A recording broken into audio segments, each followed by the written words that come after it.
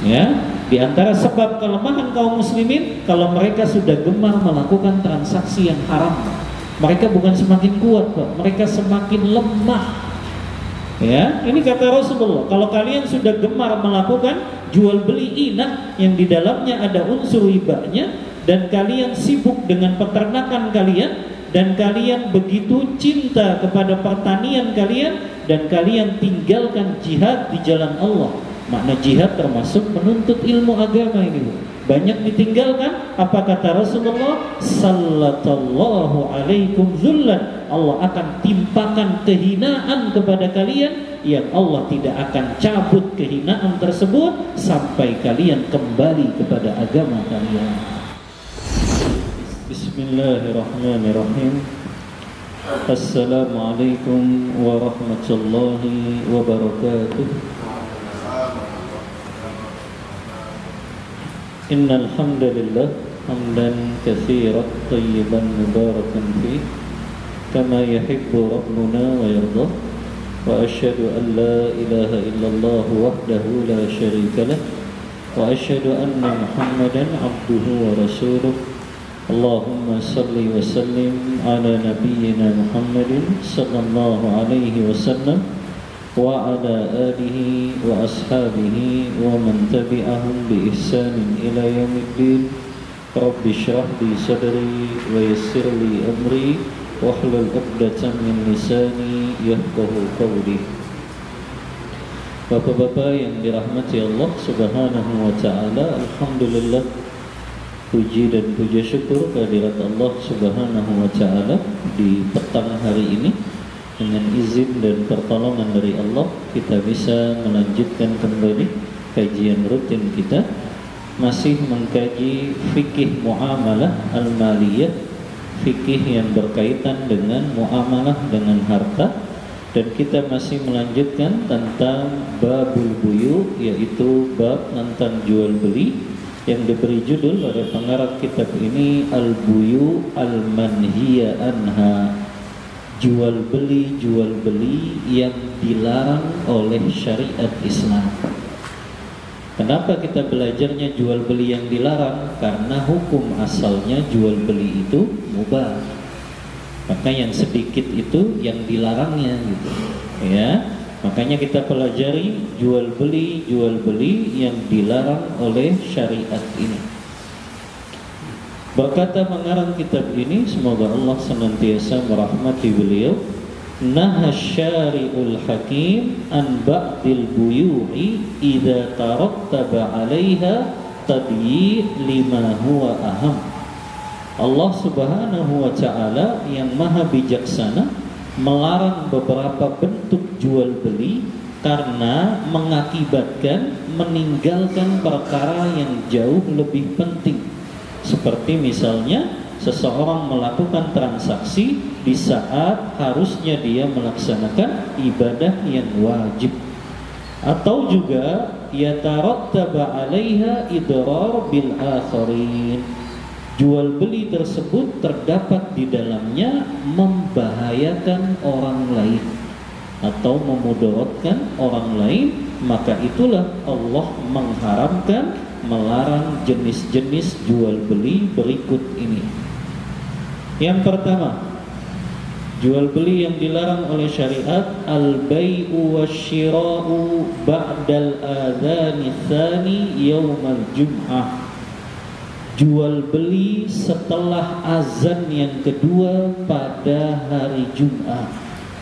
Ini bagi masjid yang azannya 2 kali, ya.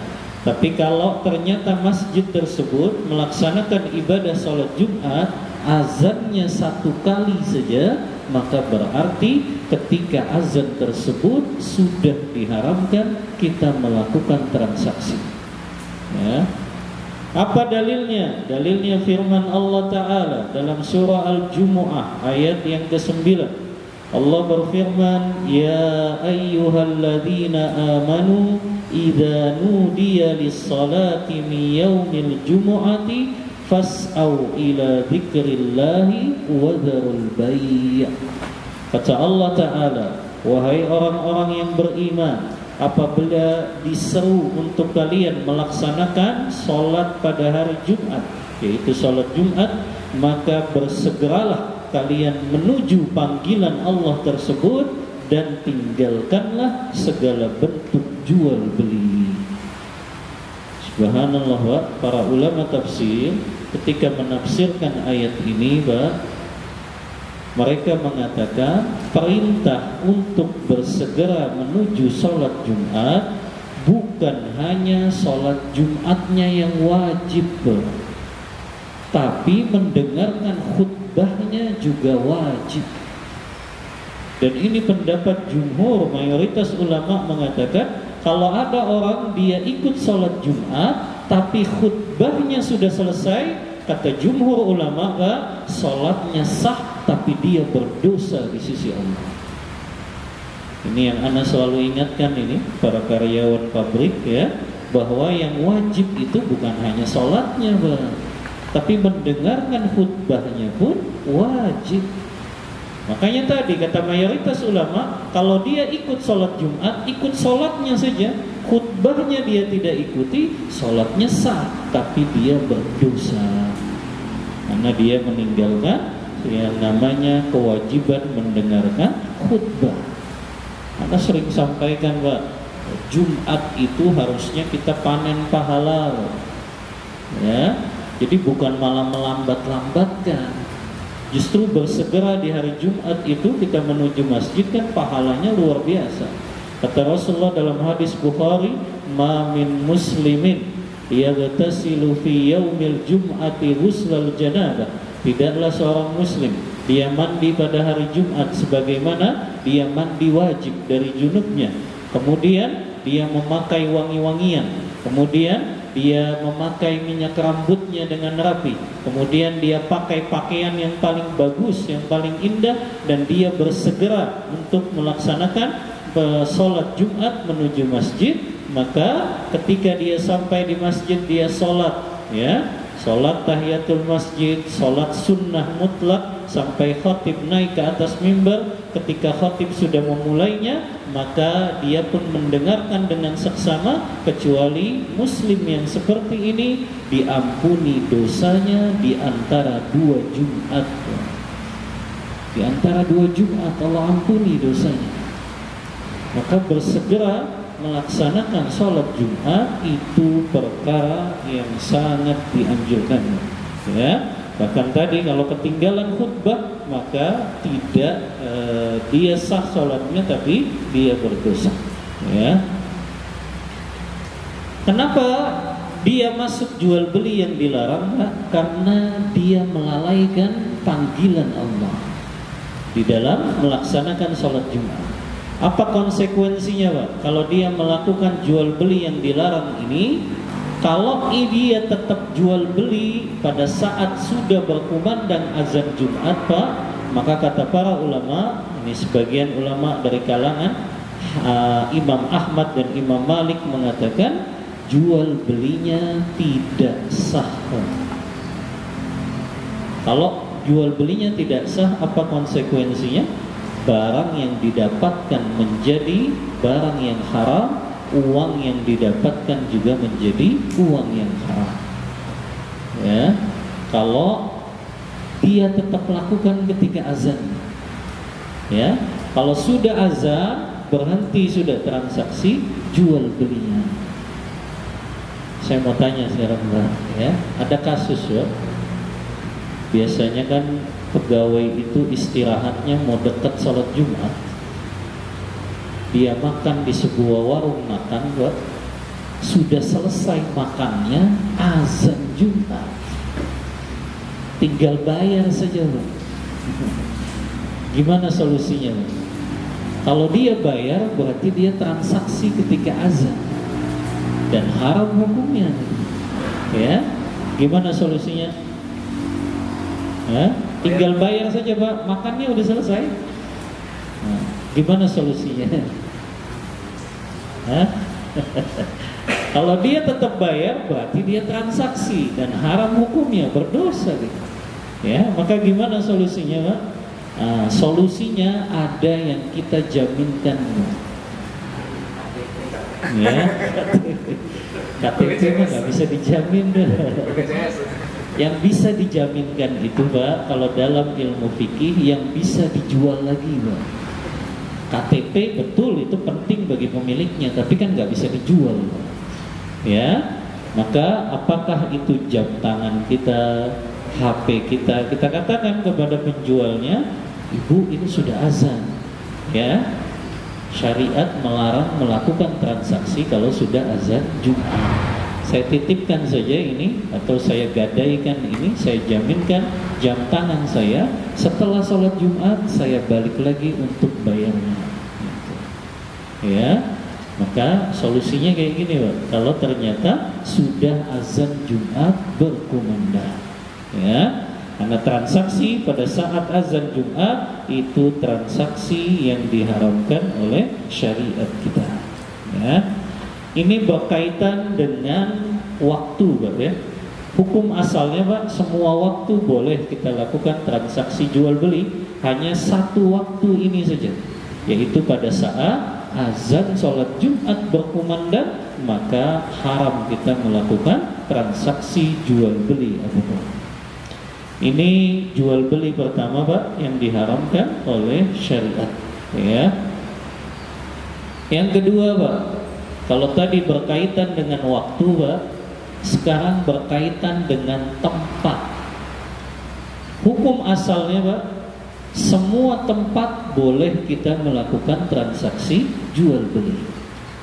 Tapi ada satu tempat Pak yang diharamkan oleh syariat, kita nggak boleh melakukan transaksi jual beli, yaitu di mana Pak? Di masjid. Ya. Apa dalilnya haramnya melakukan transaksi jual beli di masjid? Yang pertama Pak, hadis Rasulullah SAW yang diriwayatkan oleh Imam Abu Dawud, Imam Muslim dalam kitab sahihnya, kata Rasulullah SAW, "Idza ra'aitum man yabi'u aw yabta'u fil masjid faqulu la arbahallahu tijaratan." Kata Rasulullah, apabila salah seorang di antara kalian melihat ada orang melakukan transaksi jual beli, maka doakan orang yang melakukan transaksi jual beli ini. Tapi doanya doa keburukan Pak. Kata Rasulullah, doakan kepada mereka, la arbahallahu tijaratak, semoga Allah tidak memberikan keuntungan kepada transaksi jual beli kalian. Karena masjid bukan tempat untuk berjual beli. Masjid itu tempat untuk kita memperbanyak zikir kepada Allah, memperbanyak ibadah dan amal soleh. Maka haram hukumnya melakukan jual beli di masjid. Jual beli yang diharamkan termasuk jual beli online Pak. Jadi jangan buka-buka Tokopedia, Shopee, Bukalapak di masjid Pak. Ya, karena itu berarti niatnya sudah melakukan jual beli Pak. Ya, walaupun mungkin Bapak baru milih-milih barang saja, sama aja kan sudah niat melakukan jual beli di sana. Ya. Nah, ada kasus lagi Pak, ya. Kalau tinggal bayar saja boleh nggak Pak? Bapak milih barangnya yang dibeli, udah masuk keranjangnya di luar masjid. Masuk masjid tinggal bayar saja Pak. Kan bisa pakai banking gitu ya. Boleh nggak Pak tinggal bayar saja? Tinggal transfer saja ini, ya. Boleh tidak? Mayoritas ulama mengatakan tetap tidak boleh Pak. Karena itu bagian dari jual beli, walaupun tinggal bayar sih, ya. Karena ada jual beli yang belum selesai, yaitu tinggal pembayarannya, maka itu diharamkan juga, ya. Maka ini yang kedua Pak, yang berkaitan dengan waktu yang diharamkan, tempat yang diharamkan untuk kita melakukan jual beli, yaitu di masjid. Hadis yang lain juga Pak, dari sahabat Abu Hurairah radhiyallahu anhu, beliau berkata, anna Nabiyya sallallahu alaihi wasallam naha anisyira'i wal bai'i fil masjid, rawahu Ibnu Majah. Sesungguhnya Nabi SAW melarang jual beli dilakukan di masjid. Makanya Imam Asy-Syaukani dalam kitab beliau Nailul Autar, beliau ketika menjelaskan hadis ini, beliau mengatakan ittafaqal ulama, para ulama sepakat bahwa dua hadis ini menunjukkan haramnya melakukan transaksi jual beli di masjid. Sekarang saya mau tanya, area masjid itu sampai mana? Dari mana sampai mana, Pak? Yang disebut masjid? Nah. Hah? Sampai luar. Ini kan gak ada pagar, Pak. Kalau ada pagarnya enak, Pak. Ya, kalau ada pagarnya berarti yang masih dalam pagar itu area masjid, kan gitu ya. Nah, kalau memang nggak ada pagarnya, Pak, sebetulnya definisi masjid, Pak, yang Anda dapatkan itu dari satu kitab yang judulnya Ahkamul Masajid. Beliau mendefinisikan masjid yang tidak boleh untuk melakukan transaksi di dalamnya, areanya mana saja, kata beliau, al-mabna al-muwaqqaf. Jadi masjid itu bangunan yang diwakafkan, loh, ya, yang kemudian itu untuk kaum muslimin dan digunakan untuk melaksanakan sholat 5 waktu. Jadi area masjid yang dilarang, Pak, yang digunakan untuk sholat 5 waktu dan sholat Jumat. Maka selama area itu dilaksanakan sholat 5 waktu dan sholat Jumat, Pak, maka di area tersebut nggak boleh melakukan transaksi jual beli. Berarti kalau parkiran gitu ya, biasanya masjid kan ada parkirannya, Pak, ya. Kalau parkiran itu nggak digunakan untuk sholat 5 waktu, berarti boleh, Pak, kita transaksi jual beli di parkirannya tersebut. Berarti area yang nggak boleh, area yang daerah masjid itu masih digunakan untuk sholat 5 waktu. Ya, berarti di tempat itu tidak boleh melakukan transaksi jual beli. Ya, kalau di sini nggak sampai rumput sana kan? Sholat Jumat sampai sana? Hah? Serambi itu, sampai teras. Sampai teras. Berarti kalau sholat 5 waktu sampai mana? Nggak sampai luar ya? Paling banyak 2 sok. Paling sekitar yang granit-granit ini saja kan? Berarti yang sekitar granit ini, Pak, itu area diharamkan melakukan transaksi jual beli. Ya. Nah, ini yang kedua, Pak, berkaitan dengan tempat yang diharamkan melakukan jual beli. Yang ketiga, Pak, jual beli yang diharamkan oleh syariat, bai'ul asya liman yasta'inu biha ala maksiatillah au yastakhdimuha fil muharramat. Yang ketiga, Pak, jual beli yang dilarang, jual beli yang dilakukan untuk menolong seseorang melakukan maksiat kepada Allah atau membantu seseorang melakukan perkara yang diharamkan oleh syariat. Di sini dikasih contoh, Pak. Jual beli apa misalnya? Fala yasihhu bai'ul asiru liman yattakhiluhu khamra. Tidak boleh menjual anggur, Pak, kepada perusahaan yang kita tahu dia adalah produsen minuman keras.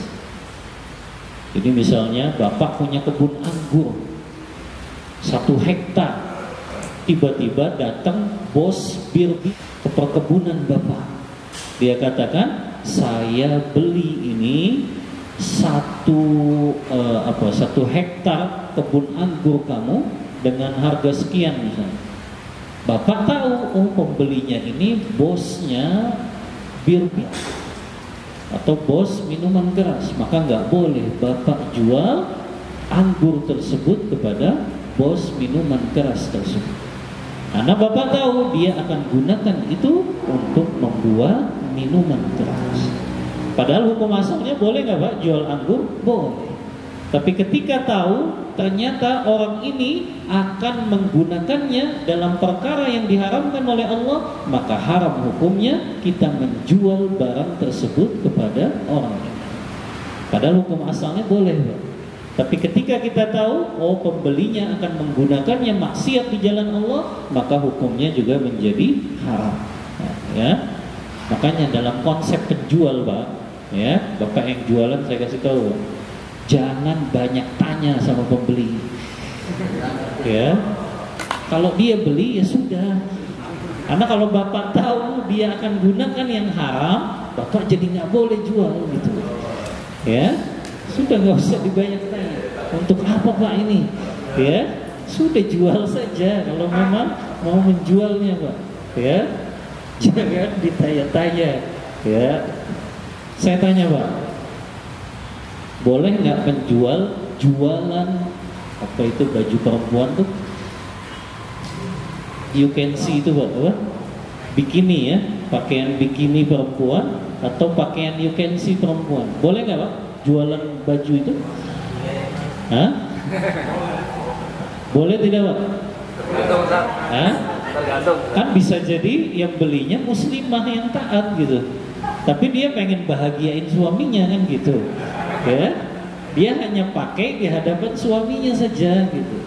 Ya, nah maka di sini dirinci, Bang. Ya, bisa jadi boleh, bisa jadi haram. Ya, maka kata para ulama, Pak, lihat subjek pembelinya. Kalau Bapak jualan pakaian you can see gitu, ya, lihat subjek pembelinya. Kalau pembelinya ternyata wanita muslimah yang auratnya tertutup sempurna, apalagi yang belinya pakai cadar, Pak, ya, maka pasti dia gunakan itu untuk di hadapan suami saja gitu. Ya, tapi kalau yang belinya memang pakaiannya seksi gitu, Pak, ya, maka Bapak nggak boleh jual sama perempuan yang kayak gitu. Anda tahu dia akan pakainya di luar rumahnya, dan itu dalam rangka melakukan yang diharamkan Allah. Ya, maka itu, Pak, ya, bisa jadi mubah, bisa jadi haram, tergantung subjek pembelinya. Ya, kalau pembelinya Bapak tahu ini wanita muslimah yang menutup aurat secara sempurna, pasti dia hanya untuk di dalam rumahnya saja, ya, di hadapan suaminya. Tapi kalau yang membelinya tadi pakaiannya sudah seksi di luarnya, maka itu dalam rangka maksiat kepada Allah. Kemudian juga, Pak, dikasih contoh di sini, wala bai'us silahi fi waqtil fitnah bainal muslimin. Tidak boleh menjual senjata di waktu fitnah yang menimpa kaum muslimin. Jadi kalau ada dua negara Islam, Pak, yang ternyata mereka saling berperang, di saat itu nggak boleh kita jual senjata ke masing-masing negara muslim ini. Karena akan jelas, Pak, mereka gunakannya untuk apa? Untuk saling membunuh. Ya, maka kalau ya terjadi masa fitnah ini di antara kaum muslimin, maka nggak boleh menjual senjata kepada mereka di waktu tersebut. Karena sama saja kita menolong untuk melakukan pembunuhan tadi. Nah, ini konsep Islam, Pak, yang bisa mendatangkan mudarat, bahaya, itu dihindari. Walaupun hukum asalnya kan boleh, Pak, menjual senjata. Tapi ketika ternyata waktunya saat ada kaum muslimin yang saling mereka bertengkar, bermusuhan, dan ternyata senjata itu akan digunakan untuk membunuh, maka itu menjadi haram hukumnya. Ya, kan nggak seperti kapitalis, Pak. Kalau ide-ide kapitalis kan mereka senang banget tuh kalau ada negara muslim yang perang, karena mereka akan jual senjata gitu. Ya, dan mereka cari keuntungan saja, ya. Maka kalau dalam syariat nggak boleh justru jual senjata pada saat di antara kaum muslimin terjadi permusuhan atau terjadi pertengkaran. Ini yang ketiga, Pak, ya, berkaitan dengan jual beli yang dilarang. Apa dalilnya? Dalilnya firman Allah Ta'ala, surah Al-Ma'idah ayat yang kedua, wa ta'awanu 'alal birri wat taqwa wa la ta'awanu 'alal itsmi wal 'udwan. Saling tolong menolonglah kalian dalam kebaikan dan ketakwaan, dan jangan kalian saling tolong menolong dalam dosa dan keburukan. Ya, maka ini jual beli yang dilarang yang ketiga. Ya, yang keempat, jual beli yang juga dilarang oleh syariat, bai'ul inah, jual beli inah. Nah, ini perlu digambarin ya. Jual beli inah itu seperti apa gambarannya?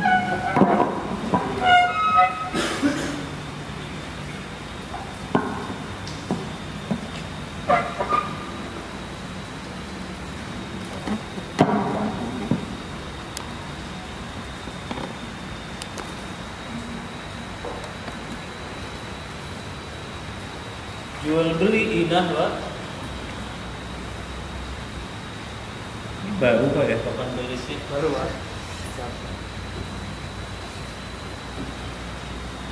Jual beli inah. Jual beli inah, Pak, disebut ulama ini kamuflase jual beli saja. Karena sejatinya ini hutang piutang, Pak. Tapi dibuat seolah-olah ini adalah jual beli. Contoh, Pak, si A butuh uang, ya, nilainya misalnya 5 juta, Pak, dia butuh uang. Jadi sebetulnya si A ini butuh uang, ya. Akhirnya dia datang kepada si B, karena si B ini dikenal sebagai orang kaya, ya. Si A butuh uang 5 juta, datang kepada si B.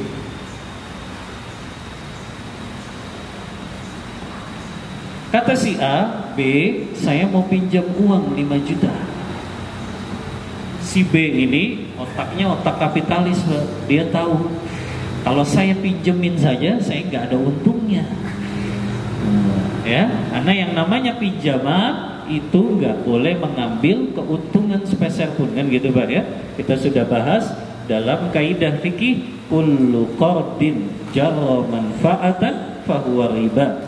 Setiap pinjaman yang mendatangkan keuntungan atau manfaat kepada si pemberi pinjaman, maka itu jatuh ke dalam riba. Makanya si B tahu, kalau saya pinjemin, saya nggak dapat untung apa-apa. Akhirnya dibuat kamuflase jual beli, Pak. Kata si B, A, kamu beli HP saya saja. Orang lagi butuh uang kok malah ditawarin beli HP. Ya, maka si B menjual HP-nya, Pak, kepada si A secara kredit, Pak. Dibayarnya secara kredit, ya, dengan harga 5.500.000. Kata B, udah kamu beli HP saya aja. Saya jual ke kamu 5.500.000, kamu bayarnya ngangsur. Berapa bulan berarti, Pak? 11 bulan ya. 1 bulannya 500.000. Tapi dengan syarat, kata B, setelah saya kasih ke kamu, kamu jual lagi ke saya. Dengan syarat, kata B, ya, HP tersebut kamu jual lagi kepada saya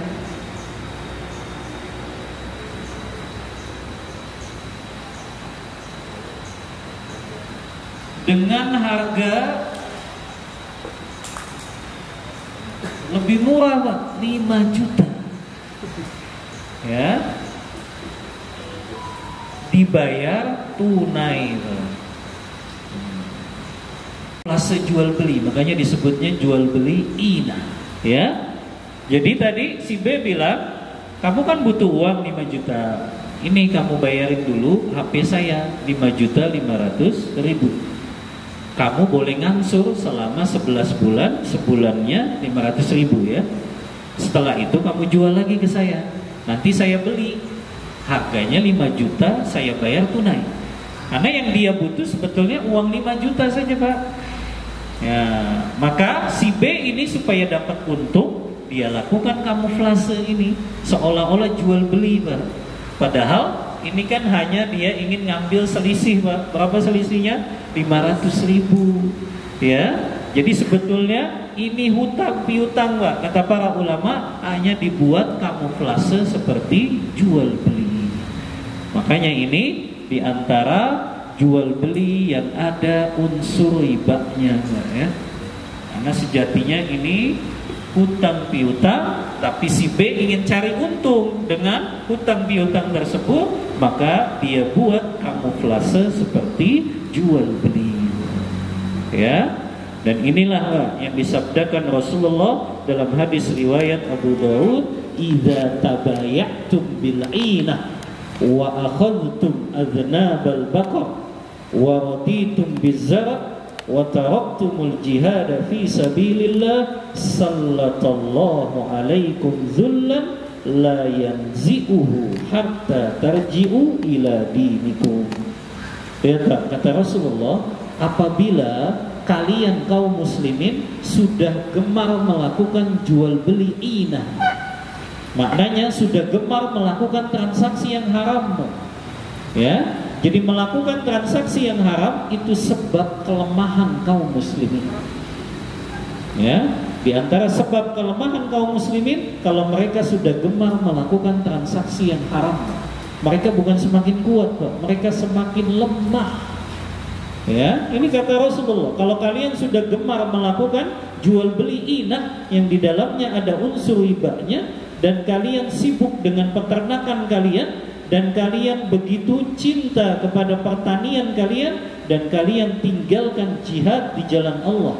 Makna jihad termasuk menuntut ilmu agama ini banyak ditinggalkan. Apa kata Rasulullah? Sallallahu alaikum dzullan, Allah akan timpakan kehinaan kepada kalian yang Allah tidak akan cabut kehinaan tersebut sampai kalian kembali kepada agama kalian.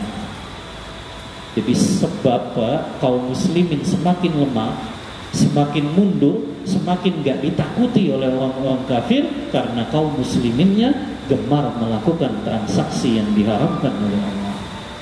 Ini Pak salah satunya Pak. Jadi jangan menyangka kalau kaum muslimin sibuk dengan transaksi yang haram gak ada efeknya Pak. Efeknya luar biasa. Semakin lemah Pak kaum muslimin, mereka semakin diremehkan oleh orang-orang di luar Islam. Sudah azan Pak? Azan Kerawang apa Jawa Pak? Dari azan Kerawang ya.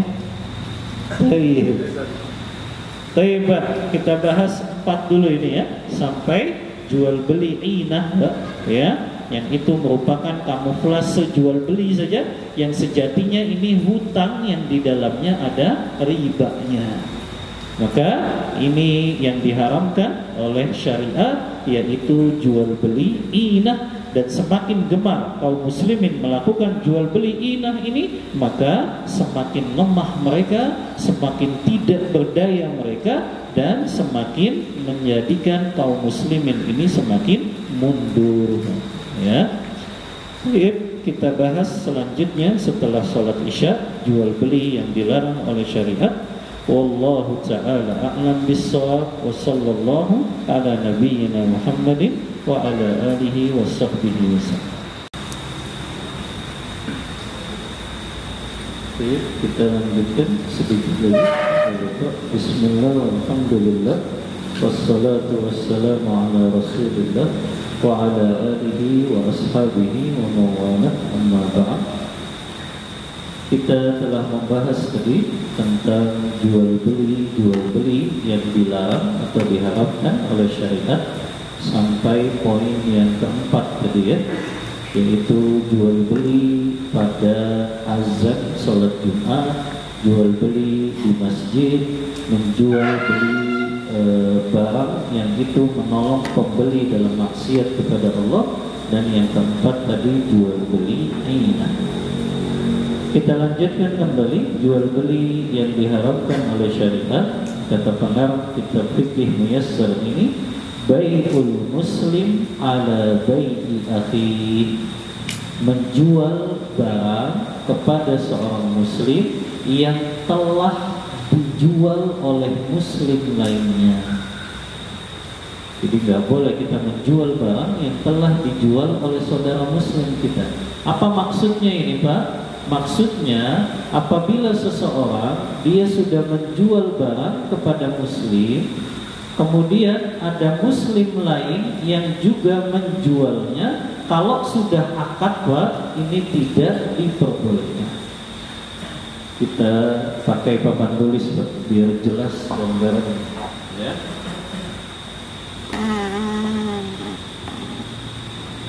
Ini tadi jual beli ini. Nah, sekarang yang juga diharamkan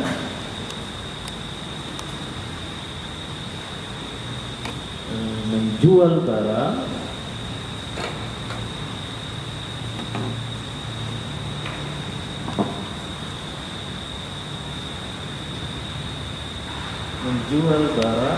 yang telah dijual saudara muslimnya.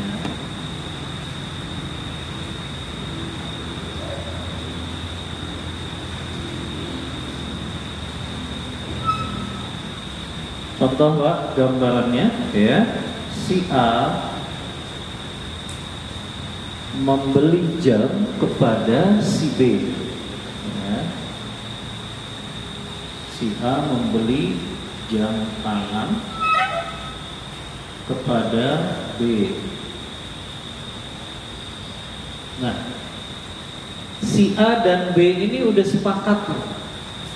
Kata si A, kamu mau nggak? Ya, afwan, kata si B, kamu mau nggak beli jam tangan saya, harganya 1 juta? Kata si A, iya, saya sepakat ya. Kita ketemuan di mana? Ketemuan di rumah saya saja, kata si B. Di tengah perjalanan, si A mau ke rumah si B, ketemu si C. Ya, kata si C, kamu mau kemana? Ini saya mau beli jam tangannya si B. Mereknya apa gitu? Katakanlah mereknya apa, Pak? Yang harga 1 juta? Seiko. Seiko atau Casio lah ya. Mereknya Casio. Oh gitu. Berapa kamu beli ke si B? Gitu. Saya beli 1 juta. Kata si C, udah batalin aja. Saya punya jam tangan nih, Seiko juga nih atau Casio juga. Saya jual ke kamu, harganya 800.000 saja. Maka yang dilakukan si C ini, Pak, ya, si C menjual jam tangan yang sama kepada si A dengan harga yang lebih murah. Padahal si C sudah tahu si A dan B ini sudah sepakat mau melakukan transaksi jual beli. Makanya si C menjual, ya, jam tangan yang sama kepada si A dengan harga yang lebih murah.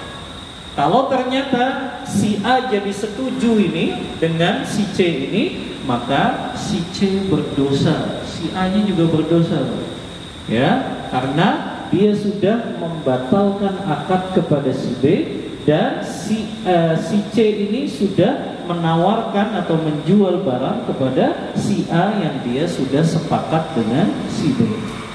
Subhanallah, Pak. Kenapa ini diharamkan, Pak, dalam syariat? Karena ini bisa menimbulkan rasa benci dan permusuhan. Subhanallah, segala sarana, Pak, yang bisa menjadikan muslim yang satu dengan muslim lainnya jadi memiliki rasa benci dan permusuhan, itu sudah diharamkan terlebih dahulu oleh syariat.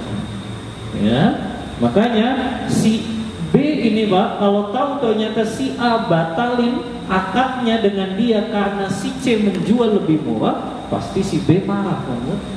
Ya, ini kalau diketahui si C menjual jam tangannya kepada si A dengan harga yang lebih murah, makanya ini diharamkan, ya. Kemudian, Pak, Hampir sama dengan ini juga asyira'u ala syira'i ba'din, membeli barang yang telah dibeli oleh saudara muslim. Itu juga nggak boleh, Pak. Tapi tadi, Pak, ya, setelah akad sudah terjadi. Ini hampir mirip, Pak, gambarannya dengan ini, ya. Kita kasih contoh lagi. Membeli barang yang sudah dibeli saudara muslim.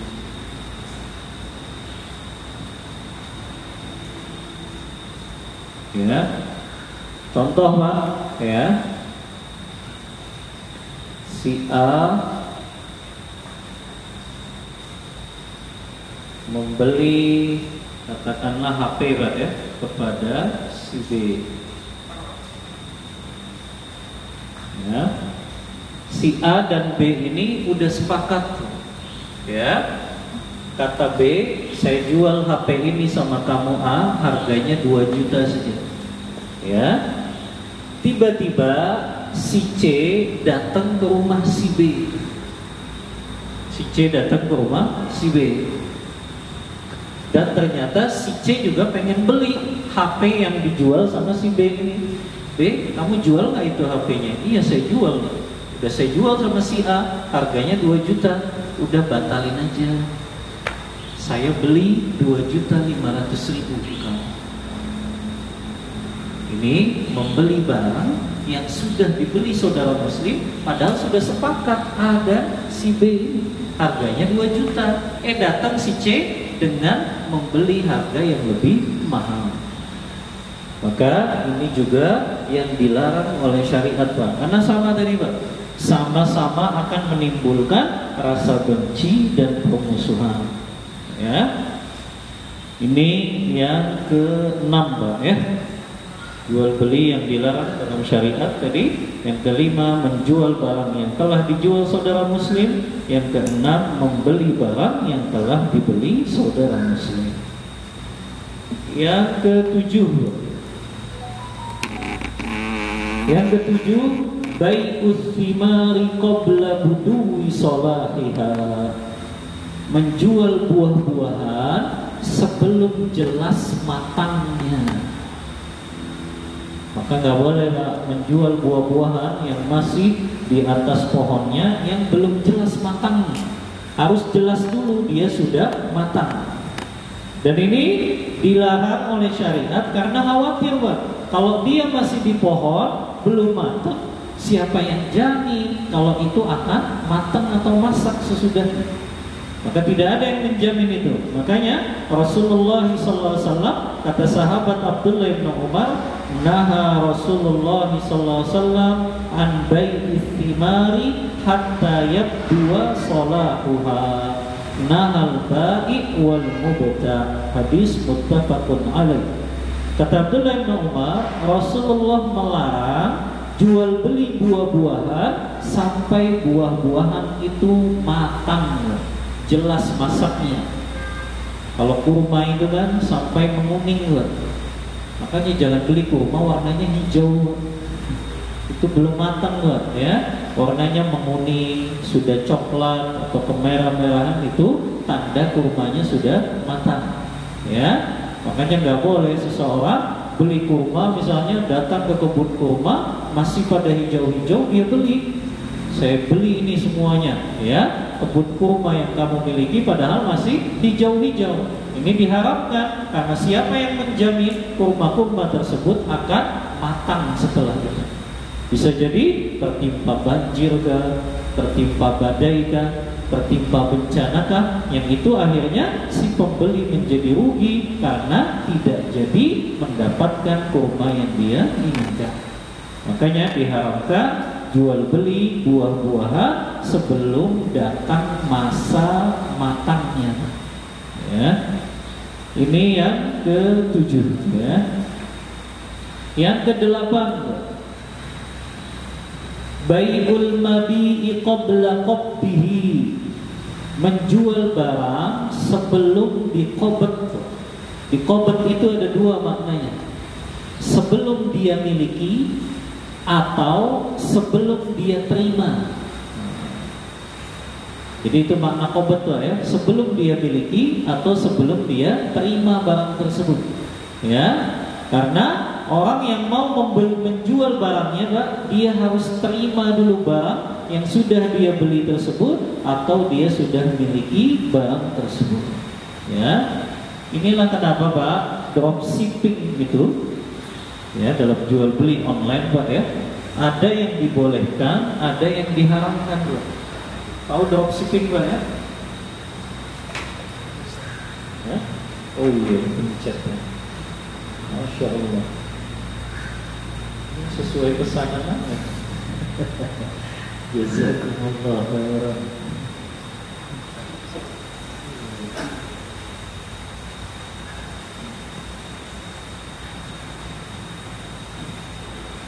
Jadi yang ke-7, Pak, ya?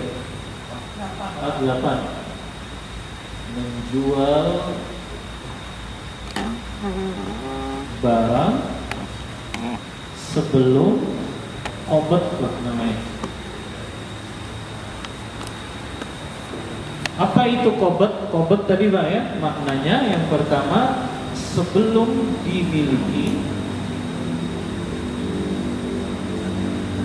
yang kedua sebelum diterima.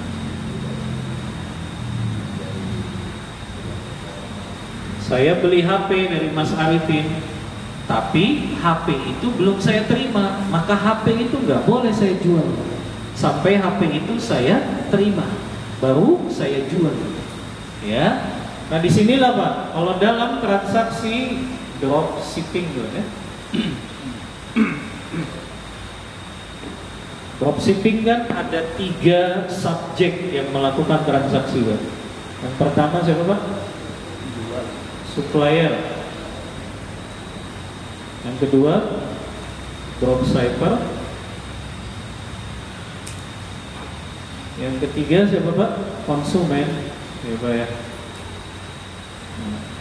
Begini kan, Pak, kalau dropshipping, ya, biasanya, Pak, dropshipper itu dia sudah nawarin produk-produk, padahal dia belum punya barangnya, Pak. Dia lihat barang itu dari mana? Dari marketplace-nya supplier ini. Dia ambil foto-fotonya, gambar-gambarnya, kemudian dia share di media sosial dia, seolah-olah dia punya barangnya, Pak. Padahal dia istilahnya cuma sebagai distributor saja, gitu ya. Dan maka dropshipper ini ketika dia tawarkan itu produknya, maka ada konsumen yang tertarik. Konsumen itu transaksinya sama siapa, Pak? Dropshipper ini. Dia sudah transfer uangnya kepada dropshipper, baru tuh dropshipper beli barangnya ke supplier. Kan gitu, Pak, ya, jalurnya biasanya kalau jual beli online. Nah, ini ada 2, Pak, hukumnya. Bisa menjadi haram, bisa menjadi boleh. Yang pertama, kapan dia boleh, Pak, jadi dropshipper?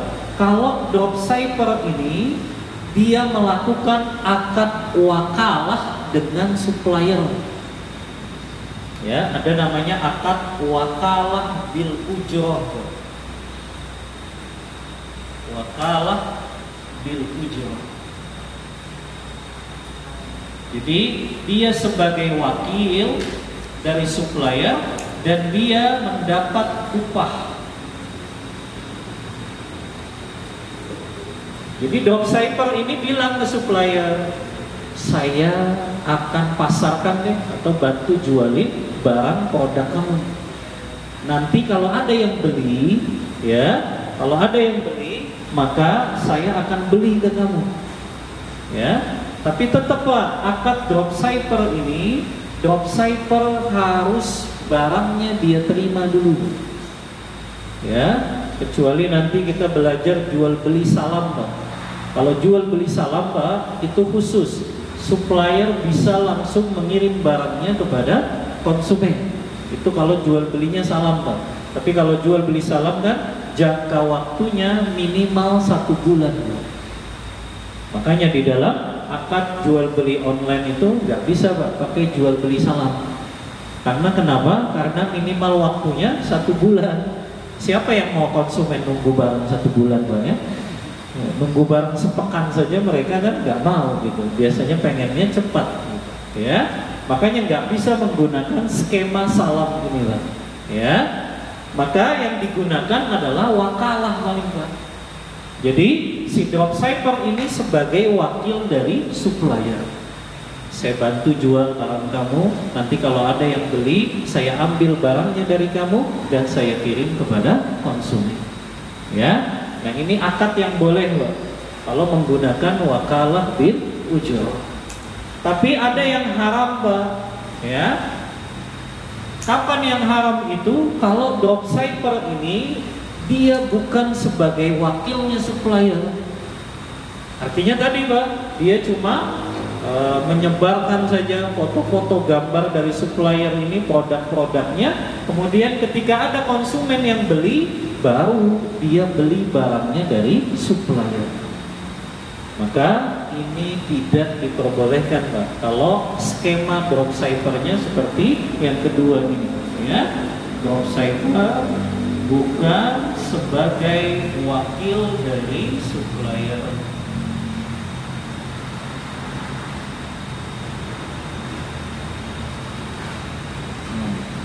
Kalau dia nggak jadi wakilnya Pak, kemudian setiap ada konsumen yang beli, dia baru beli lagi kepada supplier, ini namanya dia menjual barang yang belum dia miliki. Ya, dan yang jadi masalah juga tadi, biasanya dropshipper langsung bilang ke suppliernya, udah kirim barangnya aja langsung kepada konsumen. Ini masuk dalam keharaman yang ke-8 Pak.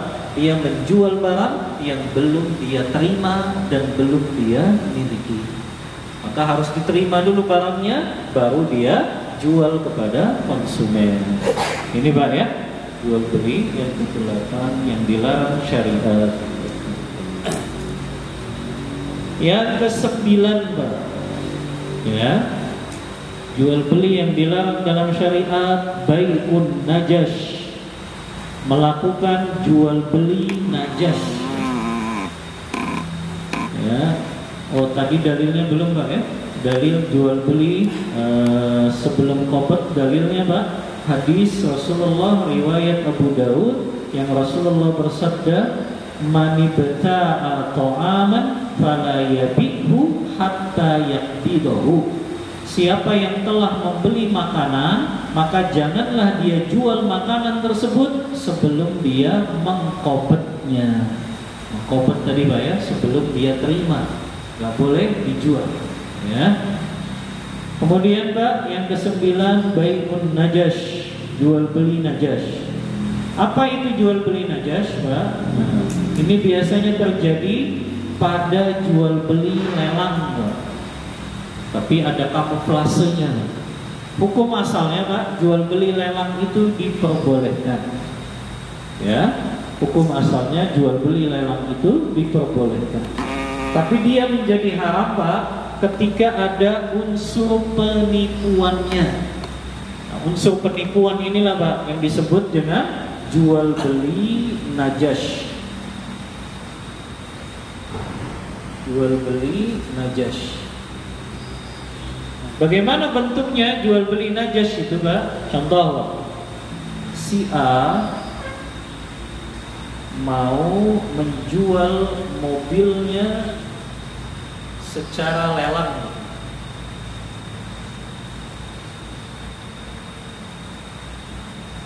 Dia mau jual misalnya mobil Avanza-nya dengan cara lelang.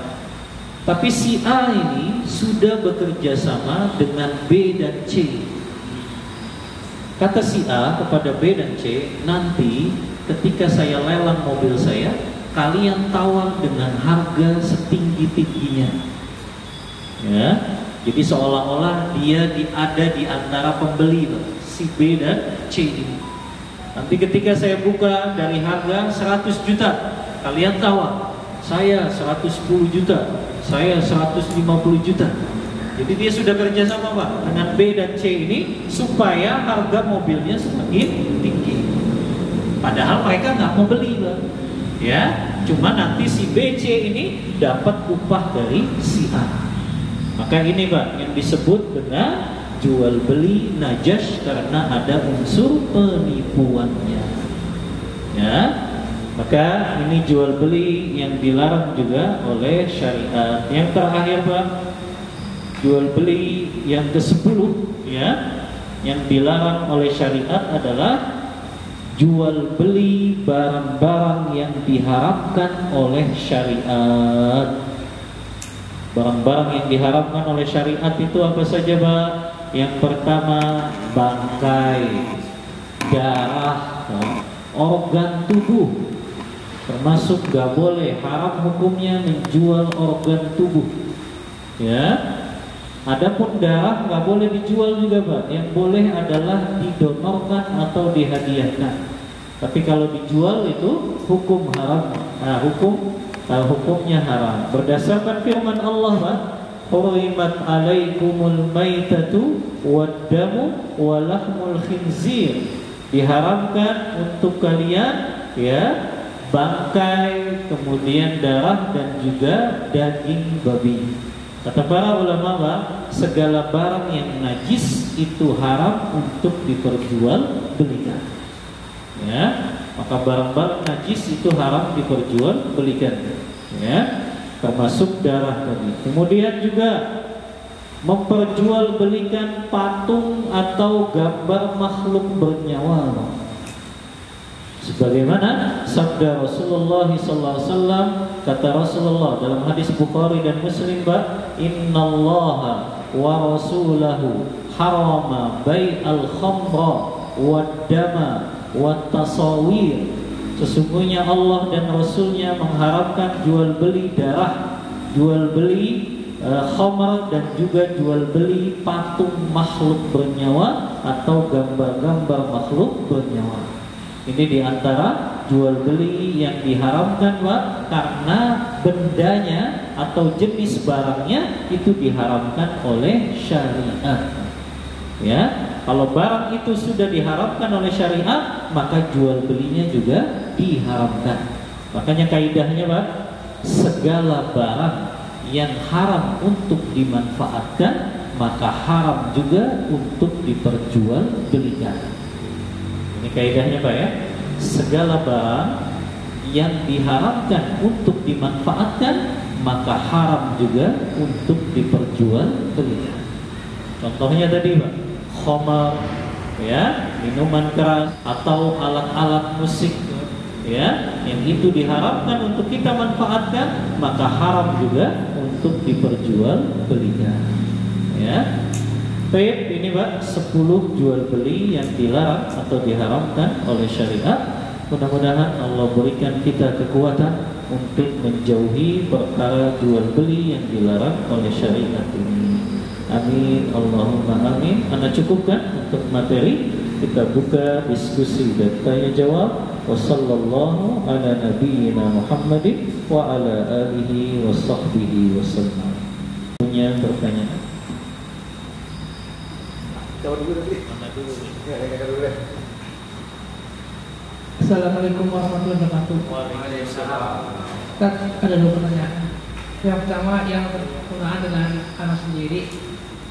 Waktu anak mau nyari jenazah korban, pada saat kita tawar menawar, kemudian datang si B, kita belum deal nih tentang harga barang, tapi udah mendekati deal.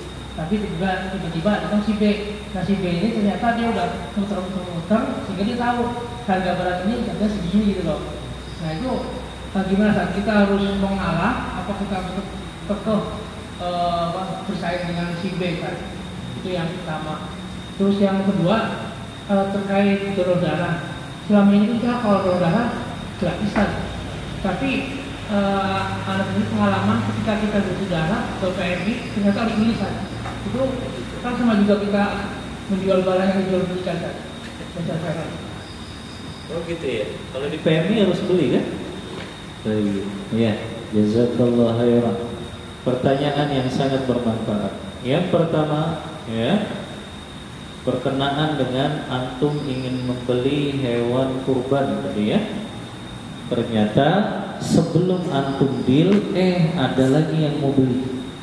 Apakah diperbolehkan perkara seperti itu? Selama antum belum deal dengan penjual, maka boleh orang lain untuk tawar-menawar juga, tidak ada masalah. Makanya kalau antum memang pengen banget barang itu, ya sudah langsung didealkan aja. Jadi selama antum belum deal, ya boleh orang itu untuk menawar juga, ya. Maka tidak ada larangan untuk antum menawar, orang lain juga menawar. Yang penting barang itu sudah nggak boleh ditawar lagi kalau pembeli dan penjual sudah sepakat atau sudah akad, gitu ya. Sama seperti sebetulnya Rasulullah bersabda, wala yaktubu rajulin bimra'atin, tidak boleh seseorang mengkhitbah seorang perempuan yang sudah dikhitbah oleh saudara muslimnya. Maknanya ini bukan berarti kita nggak boleh khitbah perempuan yang sudah dihitbah, tapi yang nggak boleh kita khitbah adalah perempuan yang sudah menerima lamaran orang itu. Selama perempuan itu belum ngasih jawaban, boleh nggak kita khitbah. Ya, jadi yang nggak boleh itu kalau dia sudah nerima. Nanti bisa goncang wanitanya, apalagi yang datangnya, karyawan Toyota lagi, ya, yang rekeningnya gede gendut kan gitu ya, maka bisa goncang wanitanya gitu ya.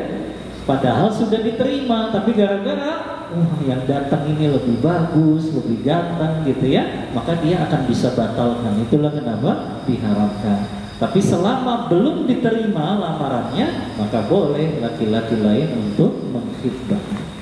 Maka ini yang pertama ya, selama belum akad, maka boleh orang lain untuk menawari. Yang kedua, berkaitan dengan antum mengambil darah di PMI ya. Kalau itu hanya untuk biaya perawatan, ya, karena darah itu kan harus diolah, ya. Butuh pengolahannya, dan itu butuh biaya administrasi saja Pak untuk mengganti biaya pengolahannya.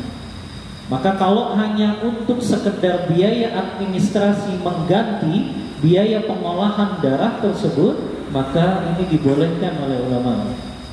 Tapi kalau dia jualnya itu memang betul-betul mencari untung lebih besar dari biaya pengolahan darah tersebut, maka itu yang diharamkan.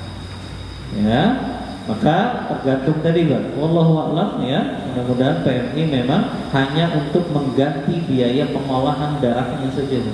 Ya, karena darah itu kan butuh diolah, Pak. Ya, apakah itu dibersihkan dulu dan dicari yang cocoknya dulu gitu Pak ya. Itu kan butuh pengolahan. Maka untuk mengganti biaya pengolahan itu saja nggak masalah Pak, diperbolehkan. Ya, tapi kalau menjualnya dengan harga yang lebih dari itu, maka itu yang diharamkan. Wallahu ta'ala a'lam bishawab. Begitu. Ya, silakan. Tafadhol. Assalamualaikum warahmatullahi wabarakatuh. Yang ingin saya tanyakan, misalkan saya menjual barang teman saya dengan kesepakatan, bila barangnya dia laku terjual, saya mendapatkan fee gitu. Setiap barang itu beda-beda fee-nya. Itu diperbolehkan atau tidak? Iya. Jazakallah khairan. Pertanyaan yang sangat bermanfaat. Antum bekerja sama gitu ya dengan teman antum ikut menjualkan barangnya. Setiap item barang yang antum berhasil jual, antum dapat upah dari situ. Apakah ini diperbolehkan? Ini jelas diperbolehkan. Ya. Itulah tadi yang namanya akad wakalah bil ujrah. Antum sebagai wakil dan antum mendapat upah. Ya, yang namanya wakil itu kecil. Yang namanya wakil itu Pak, boleh dia menjadi wakil plus dia dapat upah. Jadi wakil itu ada dua, Pak. Ada wakil yang memang dia berhak dapat upah, ada wakil yang dia sukarela saja. Nanti kita bahas bab wakalah itu, bab mewakilkan. Ya. Tapi di sini antum sebagai wakil maka boleh mendapatkan upah dari barang yang antum jualkan. Jadi seolah-olah antum ini akadnya sewa jasa dengan orang yang menjual produk itu. Jadi antum disewa jasanya untuk ikut menjualkan. Adapun upahnya tergantung apakah upahnya itu menurut durasi waktu atau menurut item yang antum jual, sama Pak, dua-duanya diperbolehkan. Wallahu ta'ala a'lam bis-shawab. Tafadhol. Assalamualaikum warahmatullahi wabarakatuh. Assalamualaikum warahmatullahi wabarakatuh. Izin bertanya, Ustaz, hampir sama dengan pertanyaan Mas Sabar ya, terkait menjualkan barang dagangan teman yang dia memiliki toko misalnya. Tapi kasusnya itu kalau dulu disebutnya katanya marketer atau apa gitu, Ustaz. Jadi kita menjualkan barang dia, iklanin gitu, Ustaz. Tapi nanti transfernya ke rekening dia. Kita hanya sebatas iklanin. Nah, ketika ada yang beli, emang belinya ke kita, terus kita kabarin ke dia. Nah, nanti dia transfernya ke si pemilik barang toko di situ, dan si toko itu akan kirim barang langsung ke pembelinya. Nah, apakah itu termasuk dropshipper atau gimana? Karena dulu sempat mau ikut tapi emang nggak jadi. Tapi konsepnya seperti itu. Kemudian pertanyaan berikutnya terkait poin yang 9, jual beli Najas ya? Najas. Bukan, terkait jual beli yang barang yang seperti makhluk hidup atau gambar yang bernyawa. Jika barang itu sebuah mainan, seperti kuda-kudaan, atau kalau laki-laki mungkin kayak Ultraman atau Power Ranger seperti itu, yang menyerupai bentuk manusia, atau yang kalau perempuan kayak Barbie. Nah, seperti itu, Ustaz. Apakah itu diperbolehkan asal tidak menjadikan mainan itu sebagai hiasan? Jadi kita hinakan dia, maksudnya kita taruh di kolong atau ditempatkan di tempatnya, tapi nanti kita bereskan. Juga termasuk buku-buku gambar yang untuk belajar, Ustaz. Seperti yang mewarnai, kadang ada gambar hewannya atau apa. Bagaimana hukumnya? Jazakallah khair. Nah, jazakallah khairan. Pertanyaan yang sangat bermanfaat ya. Yang pertama berkaitan dengan antum ingin menjadi tadi ya sebagai wakil dari produsen barang tersebut, tapi ternyata si pembelinya langsung mentransfer ke produsen ini.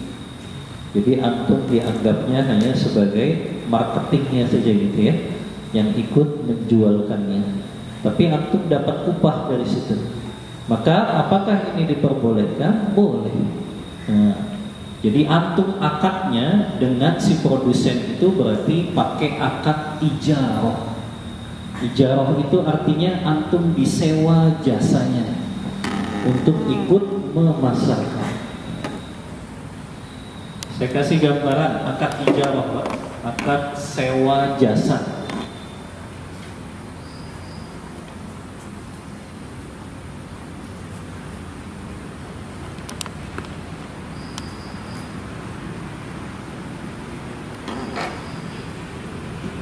Akad ijarah namanya, Pak. Akad sewa menyewa. Sewa menyewa. Akad sewa menyewa ini bukan hanya barang, Pak, yang bisa kita sewakan, tapi jasa manusia pun bisa untuk kita sewa. Ya. Makanya menyewa jasa manusia itu kan diperbolehkan.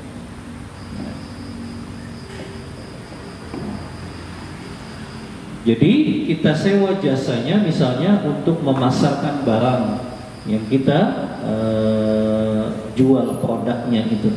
Maka ini boleh. Nah, skemanya berarti pakai akad ijarah. Berarti tadi misalnya si A ya menyewa B untuk memasarkan produknya.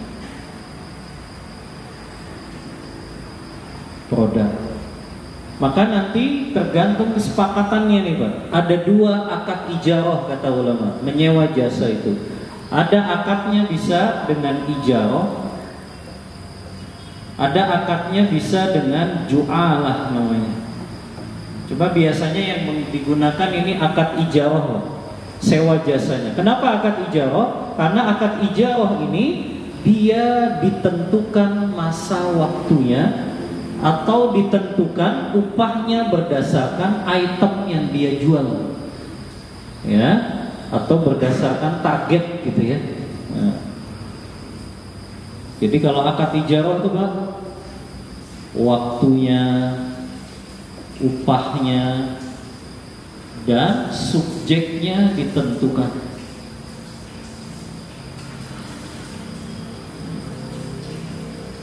Nah, kayak tadi misalnya antum dikasih waktu, kamu jual selama 1 bulan misalnya, ya, barang saya nanti saya kasih upah sekian, ya. Jadi nggak masalah apakah konsumen itu transfer uangnya ke produsen langsung, nggak masalah, karena antum bekerja kepada produsen itu dan antum dapat upahnya dari siapa? Dari produsen itu. Gitu. Makanya akadnya antum seperti disewa oleh produsen itu untuk menjualkan barangnya. Jadi tugas antum hanya masarin saja. Antum nggak jual barang, tapi masarin bahwa ada yang jual produk ini, adapun pembayarannya langsung transfer kepada produsennya. Boleh antum ngambil upah? Ya boleh, karena antum akadnya ijarah, antum disewa jasanya oleh produsen tersebut. Ya, paham Pak ya maksudnya? Ya, jadi yang disewa tuh antum jasanya. Ya, jasa antum disewa untuk memasarkan produk itu dan antum berhak dapat upah dari produsen tersebut. Apakah tadi upahnya? Apakah berdasarkan waktu atau berdasarkan item yang antum jual tadi? Ya. Meskipun barangnya tidak ada di kita. Barangnya ada di toko dia. Iya, karena antum kan sebagai marketing saja gitu. Tapi antum harus jelaskan, saya ini marketing dari produk ini Pak. Maka kalau Bapak mau beli, ya, maka ini saya kasih gambaran produknya gitu, katalognya. Tapi nanti Bapak langsung transfernya ke penjualnya gitu. Dijelaskan ya bahwa kita hanya marketing. Kalau kecuali antum bilang ini saya jual, jadi seolah-olah antum yang punya barangnya, itu yang nggak boleh. Tapi kalau antum bilang saya hanya memasarkan saja, ya, maka diperbolehkan dia dapat upah dari yang dipasarkan. Ya, Allahu ta'ala a'lam bis-shawab. Ya. Yang kedua berkaitan dengan boneka mainan orang-orang gitu Pak ya, orang-orangan, robot kah ya? Apakah itu diperbolehkan Pak? Kalau untuk boneka ada hadis khususnya Pak. Hadis riwayat Bukhari, suatu hari Aisyah Pak. Aisyah ini kan masih gadis belia Pak ya. Afwan, maksudnya masih muda gitu pada saat dinikahi oleh Rasulullah ya. Tapi banyak yang salah membaca sejarahnya Pak ya. Aisyah ini dinikahi Rasulullah di usia 6 tahun, tapi baru satu atap dengan Rasulullah kan di usia 9 tahun ya. Dan Bapak jangan mikir anak 9 tahun zaman sekarang ya, makanya gak akan nyambung ya. Tapi 9 tahun di zamannya Rasulullah itu memang sudah dewasa ya, dan sudah biasa wanita Arab di zaman itu menikahi anak-anak perempuan usia tersebut ya. Nah inilah yang gagal dibaca oleh orientalis. Mereka kan menuduh Rasulullah itu hiperseks lah gitu ya, karena punya istri banyak. Mereka nggak paham karena mereka baca sejarahnya sepotong-sepotong. Anda mau tanya sama antum, Rasulullah itu istrinya 9, tapi kata Aisyah sholat malamnya sampai kakinya bengkak lah. Ya, istri beliau 9, tapi sholat malamnya sampai kakinya bengkak. Yang itu nggak pernah dilakukan oleh para jomblo, Pak. Orang yang istrinya 1 juga nggak ada kayaknya yang sholat malamnya sampai kakinya bengkak. Ya, tapi Rasulullah istrinya 9, subhanallah, sholat malamnya sampai kakinya bengkak. Ini yang nggak dibaca oleh para orientalis itu, ya. Mereka hanya melihatnya, Rasulullah itu istrinya banyak, padahal beliau istrinya banyak, tapi sholat malamnya sampai kakinya bengkak. Ya, ada nggak Pak yang kakinya bengkak sholat malam? Paling main bola kakinya bengkak, main futsal, ya. Sholat malam nggak ada. Yang punya istri 1 aja jarang kayaknya sholat malam gitu ya. Yang punya istri 2, yang punya istri 3 nggak ada yang sholatnya sampai bengkak. Apalagi jomblo, nggak ada jomblo kayaknya sholat malam sampai bengkak, ya. Maka Aisyah ini pernah main boneka. Bonekanya itu kuda yang ada sayapnya. Jadi Aisyah main dengan anak-anak perempuan yang lain, mainannya boneka, tapi bonekanya tadi Pak, kuda bersayap. Tiba-tiba Rasulullah masuk rumahnya, rumah Aisyah, dan berkata, "Engkau bermain apa wahai Aisyah?" "Aku bermain kuda terbang ini wahai Rasulullah yang ada sayapnya." Ya, dan Rasulullah tidak mengingkari yang dimainkan oleh Aisyah. Maka hadis ini Pak yang dijadikan dalil oleh ulama bolehnya untuk bermain boneka. Karena boneka termasuk yang dikeluarkan dari gambar-gambar makhluk yang bernyawa. Artinya tidak diharamkan Pak kalau untuk boneka, ya. Tapi ini khusus Pak ya, hadisnya untuk boneka. Sebagian ulama mengkiaskan hadis ini untuk robot-robotan tadi Pak. Ya, apakah itu robot tadi Spiderman kah, ya? Selama tadi ya kita tidak memuliakan boneka-boneka atau robot-robot tersebut, ya, tidak menempatkannya di tempat yang mulia, artinya biasa saja, hanya sebagai mainan saja, yang itu diperbolehkan oleh sebagian ulama. Dan wallahu ta'ala a'lam, Anda lebih condong pada pendapat yang sebagian ini bolehnya untuk main boneka, robot-robotan, ya, karena dia keluar dari pengharaman makhluk yang bernyawa itu, ya. Adapun buku-buku gambar tadi, ya, untuk anak Pak, anak juga ada itu di rumah. Tapi anak selalu bilang sama anak itu, anak sudah diajari di sekolahnya tidak boleh menggambar makhluk bernyawa. Ya, kalau mau gambar, gambar aja makhluk yang tidak bernyawa, Pak. Ajarkan kepada anak kita. Kan banyak Pak gambar yang tidak bernyawa ya, seperti tumbuh-tumbuhan, gunung, pesawat, kereta, ya. Itu lebih aman dibandingkan menggambar makhluk bernyawa. Ini azabnya pedih, Pak. Kata Rasulullah dalam hadis Bukhari, "Inna asyaddan nasi azaban yaumal qiyamah al-musawwirun." Sesungguhnya manusia yang paling pedih azabnya nanti pada hari kiamat, merekalah para pelukis, para penggambar. Kenapa mereka azabnya paling pedih? Karena mereka dianggap menandingi Allah Ta'ala menciptakan makhluk. Makanya nanti kan disuruh meniupkan ruh. Orang yang menggambar makhluk bernyawa itu disuruh meniupkan ruh, padahal mereka nggak akan bisa. Maka selama mereka nggak bisa meniupkan ruh itu, Allah azab mereka, karena mereka menandingi ciptaan Allah Ta'ala. Maka kalau ada buku-buku gambar yang seperti itu, kita arahkan anak-anak kita untuk menggambar makhluk yang tidak bernyawa saja. Wallahu ta'ala a'lam bissawab. Ada lagi? Tafadhal. Terakhir ya.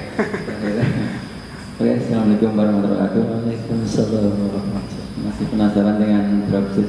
Dropship, silakan Pak. Ya, kita waktu itu dapat penawaran ya untuk menjualkan suatu produk ya, dari suatu produsen ya. Cuma di situ ada beberapa ketentuan ya. Jadi misalnya kita naruh 1 juta, kita dapatnya 25%, 10 juta 30% dan seterusnya ya. Semakin tinggi kita dapat komisinya semakin banyak ya. Batasnya sampai 40% gitu. Dalam kita cuma sifatnya sebagai marketing aja ya. Jadi memang dropship, jadi nanti barang langsung dikirim dari produsen. Cuma dalam sistemnya dia itu misalnya ada konsumen tetap bayar ke kita. Perjanjian awalnya kita dapat komisi misalnya 25% ya. Jadi dari penjual itu, dari konsumen itu kita langsung potong 25% ke dalam buat kita, dan selebihnya yang harga pokoknya kita setorkan kepada produsen ya. Itu sistemnya seperti itu yang kita dapat penawaran. Apakah seperti itu diperbolehkan atau enggak ya? Dengan sistem seperti itu. Cuma itu ada suatu produk ya yang kita menawarkan. Kemudian satu lagi yang terkait dengan tadi ada yang dilarang itu membeli buah yang belum matang ya, yang itu ya. Cuma yang banyak kejadian jadi kampung ya, terutama sistem kalau di kampung namanya tebas ya. Jadi emang itu nggak menunggu matang dulu, begitu dia sepakat ya, misalnya pohon mangga satu pohon ya, sepakat dibeli sekian harganya langsung diambil gitu ya. Jadi nggak nunggu matang dulu. Padahal belum matang gitu. Iya, pokoknya apa adanya pokoknya diambil semua ya. Jadi nggak nunggu sampai nunggu sebulan lagi biar matang gitu, enggak. Jadi biasanya langsung diambil, itu boleh nggak seperti itu? Ini dua pertanyaan. Baik, jazakallahu khairan, pertanyaan yang sangat bermanfaat ya. Yang pertama tadi ya, antum sebagai marketing gitu ya, untuk memasarkan suatu produk ya, dan antum ikut nanam modal juga gitu, ikut nanam modal, dan Anda nggak tahu itu uangnya sebagai jaminan atau modal untuk dia juga. Jaminan supaya antum gak lari gitu ya, bawa barang-barang dia gitu. Kalau uang yang antum kasih ke produsen ini hanya sebagai jaminan, ya itu boleh saja ya. Tapi Anda khawatir uang itu justru sebagai nambah modalnya dia. Karena kalau itu sebagai nambah modal dan antum dianggap sebagai investor, maka keuntungan itu nggak boleh didasarkan kepada modal yang kita berikan. Nanti kita belajar akad bagi hasil, Pak.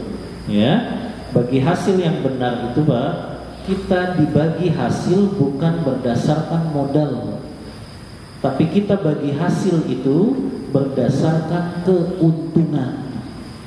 Makanya kalau ada investor yang dia ngambil untungnya berdasarkan modal, itu riba namanya. Ya, karena yang namanya bagi hasil itu berdasarkan keuntungan. Contoh, saya kerjasama sama Mas Arifin. Mas Arifin ini pengelola. Misalnya Mas Arifin menjual tas gitu ya, saya ikut invest di situ. Maka bagi hasil antara saya dengan Mas Arifin itu dihitungnya berdasarkan keuntungan dari penjualannya, bukan dari modal saya. Kan banyak tuh Pak yang nawarin kayak gitu ya, kamu invest ke saya 5 juta, nanti kamu setiap bulan saya transfer 500.000. Jadi dia sudah jamin tuh Pak. Ini namanya bukan bagi hasil Pak, ini namanya riba. Karena keuntungan diambil dari modal kita. Justru kalau bagi hasil, Pak, sifatnya fluktuatif, ya, karena berdasarkan keuntungan dari usaha yang dijalankan. Ya, maka ini harus diperjelas tadi, Pak. Uang yang diberikan tadi oleh marketing ini sebagai apa gitu? Kalau sebagai jaminan, ya itu boleh, ya, karena akad jaminan itu boleh digabungkan dengan akad apapun. Ya, maka kalau dia tadi nyerahin 1 juta misalnya sebagai jaminan, kemudian setelah itu dia pasarkan produknya dan dia dapat ya setiap produk itu jual atau dia jual dan laku, maka dia dapat tadi misalnya 25% ya. Berarti kalau itu harganya 1 juta dia dapat 250.000 ya. Maka dia langsung potong itu. Apakah itu boleh? Tergantung kesepakatan dengan produsennya tadi. Ya, kalau memang sepakat, produsen mengatakan ya udah nggak apa-apa. Setelah produk itu laku, kamu langsung potong saja untuk hasil upah kamu. Kalau itu sudah sepakat Pak dengan produsen atau suppliernya, maka diperbolehkan. Ya, nggak ada masalah. Walaupun tadi ya, uang pembayarannya ada yang mungkin lewat antum, ada yang mungkin langsung kepada produsennya. Maka itu tetap diperbolehkan. Ya. Kemudian yang kedua, berkaitan dengan menjual buah-buahan yang masih di pohon tapi belum jelas matangnya. Ini hadis tadi Pak, masuk ke dalam larangan hadis tadi. Dan yang dimaksud menunggu matangnya di sini Pak, bukan harus matang semuanya, tapi mayoritasnya sudah matang gitu Pak. Jadi nggak harus nunggu matang semuanya, mayoritas saja. Ya, kalau mayoritasnya sudah matang, nah itu udah boleh Pak dijual. Tapi kalau belum matang tadi, kebanyakannya belum matang, nah itu dikhawatirkan tadi Pak, siapa yang jamin buah itu akan matang? Bisa jadi terkena hama kan gitu Pak ya. Bisa jadi terkena hujan badai, banjir, yang akhirnya gagal panen mangganya tadi. Siapa yang rugi Pak? Ya pembeli dong. Dia sudah nyerahin uangnya tapi dia ternyata gagal dapat barangnya.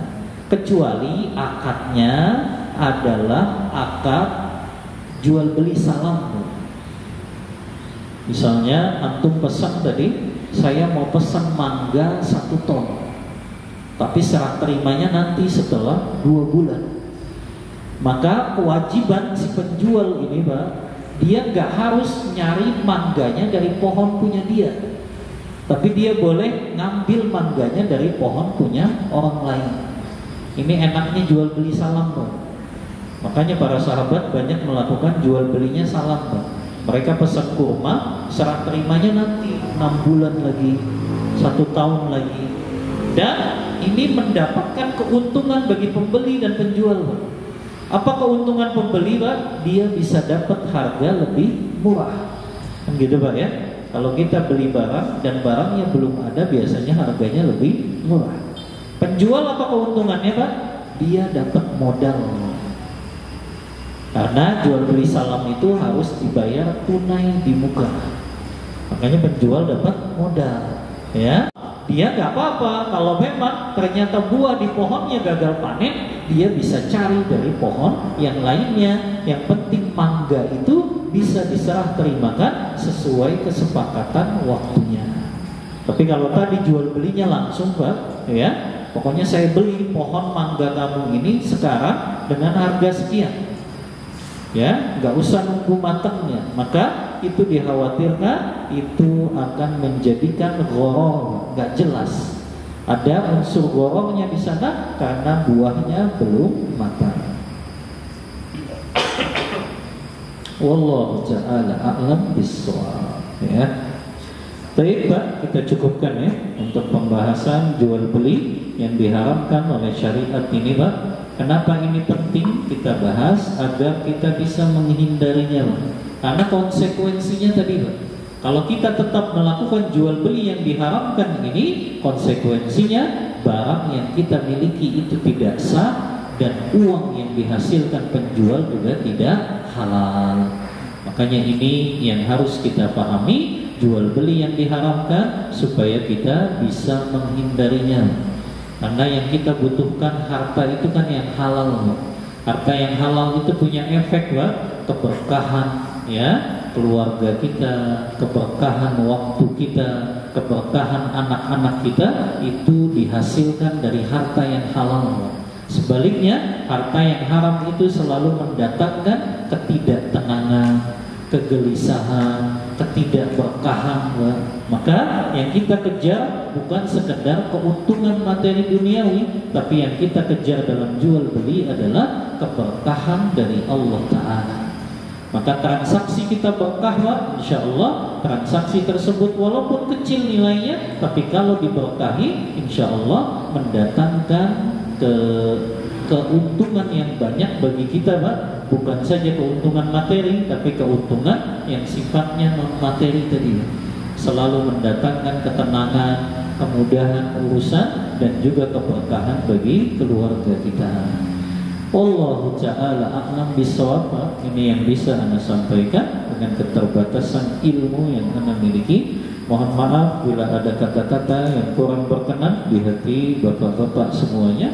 Aqulu qawli hadza wa astaghfirullah li wa lakum wa sallallahu ala nabiyyina Muhammadin wa ala alihi wa sahbihi wasallam. Kita tutup kajian kita membaca doa kafaratul majlis. Subhanakallahumma wa bihamdika asyhadu an la ilaha illa anta astaghfiruka wa atubu ilaik. Walhamdulillahi rabbil alamin. Wassalamu alaikum warahmatullahi wabarakatuh.